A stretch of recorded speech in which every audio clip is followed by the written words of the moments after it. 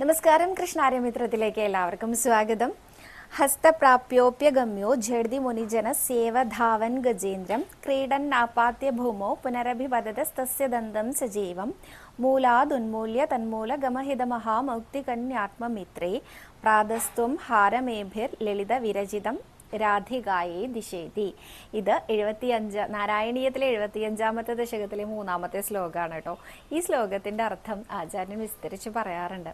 അതായത് കംസവധത്തിനായിട്ട് ഭഗവാൻ മധുരാപുരിയിലേക്ക് ചെന്നതിന് ശേഷം കംസന്റെ ആ ഒരു കൊട്ടാരത്തിന്റെ വാതിൽക്കലെത്തിയപ്പോൾ കുവലയാപീഠം എന്ന ആനയെ അവിടെ തടസ്സമായി നിർത്തിയിരുന്നു എന്നും ആ ആനയെ ഭഗവാൻ വധിച്ചതിന് ശേഷമാണ് അകത്തേക്ക് പ്രവേശിക്കാൻ സാധിച്ചത് എന്നുമാണ് കഥ. ആ സമയത്ത് ആ ആനയെ വധിച്ചതിന് ശേഷം ആനയുടെ കൊമ്പ് വലിച്ചൂരിയെടുത്തു ഭഗവാൻ എന്നാണ്.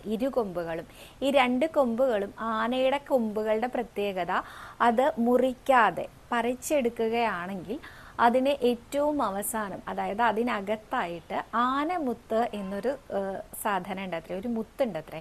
ഈ മുത്ത് ഈ 2 കൊമ്പിന്റെ ഇടയിൽ നിന്നും ഭഗവാൻ കൈക്കലാക്കിയതിന് ശേഷം, കൈക്കുമ്പിളിലാക്കിയതിന് ശേഷം അത് ഭഗവാന്റെ കൂടെ മധുരാപുരിയിലേക്ക് വൃന്ദാവനത്തിൽ നിന്ന് വന്നിട്ടുള്ള ഗോപാലകുട്ടികളിൽ ഒരാളെ ഏൽപ്പിച്ചതിന് ശേഷം ഇത് രാധാദേവിക്ക് മാല തീർത്ത് ഞാൻ തന്നതാണ് എന്ന് പറഞ്ഞു കൊടുക്കണം എന്ന് പറഞ്ഞ് ഭഗവാൻ കൊടുത്തു അത്രേ.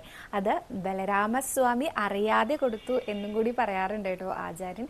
അതിനുശേഷം ഈ 2 കൊമ്പുകളിൽ ഒരു കൊമ്പ് ബലരാമനെ ഏൽപ്പിച്ച് മറ്റേ കൊമ്പ് സ്വന്തമായിട്ട് തോളിൽ ഇങ്ങനെ വെച്ചിട്ട് രാമകൃഷ്ണന്മാർ ആ കംസവധത്തിനായിട്ട് കംസന്റെ കൊട്ടാരത്തിലേക്ക് പ്രവേശിച്ചു എന്നാണ് ആചാര്യൻ അനുസ്മരിക്കാറുള്ളത്.